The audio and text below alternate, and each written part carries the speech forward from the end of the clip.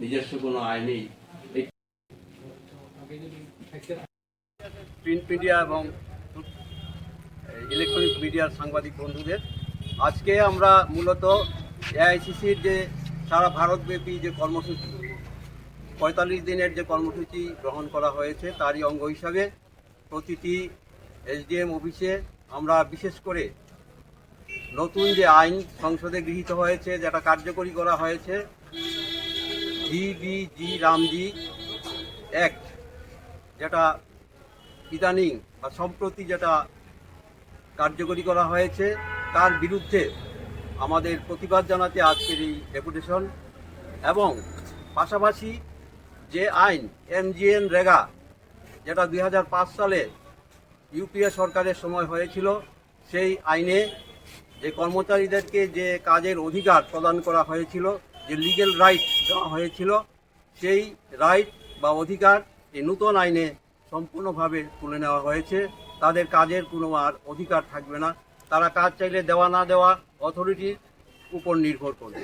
এরই প্রতিবাদে আমরা ভিবিজি রামজি যে নতুন আইন সেটা বাতিল এবং যে MGNREGA যেটা 2005 সাল হয়েছিল তা পুনর্বহালের দাবিতে আমরা আজকে ডেপুটেশন দিচ্ছি। তাছাড়া সাথে আরও দুটি দাবি আমাদের আছে।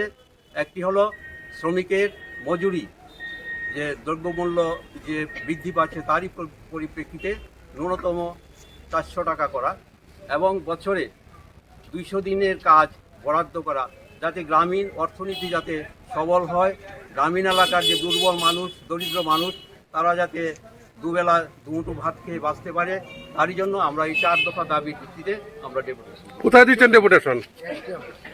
কমলপুর SDM অফিসে। তিনি চুং ভারতীয় জাতীয় কংগ্রেসের পক্ষে MGNREGA এই 45 দিন কর্মসূচিও চুং তিনি কমলপুর SDM অফিসও চুং তিনি ডেপুটেশন দিও, যিনি পুনর্বহাল খাইনা বাগৈ MGNREGA পুনর্বহাল খাইনানি বাগৈ ওই ভিবি রামজি কেতাল আইন বাতিল খাই হয়। ইনকাই শ্রম দিবস তিনি কংগ্রেসের পক্ষে তিনি দাবি তংনাই যে যাতে শ্রম দিবস মজুরি ন্যূনতম 400 টাকা, ইনকাই তাই 200 দিন 200 দিন কাম দিনানি বাগৈ যিনি কংগ্রেসের পক্ষ থেকে তিনি আপনি বাগৈ ডেপুটেশন দিয়েছেন এই কমলপুর SDM অফিসে।